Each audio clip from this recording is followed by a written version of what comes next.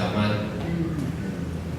dapat menyampaikan kepada seluruh region untuk membentuk organisasi ini dengan arti dan makna sehingga mereka benar-benar dapat mengawasi dan pencegahan sedini mungkin bila terjadi kebakaran hutan di lingkungannya.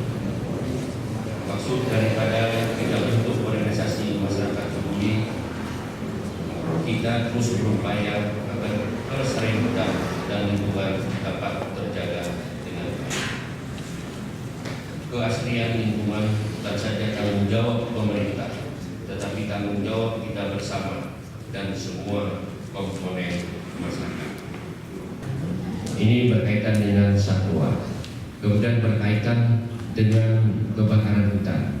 Apa yang telah kami sampaikan tadi, kami kira bapak-bapak camat mungkin dibantu oleh bapak Kapolsek, dibantu oleh bapak Danramil, mungkin ada bapak-bapak Babinsa di setiap desa untuk peduli terhadap hal ini, terhadap kebakaran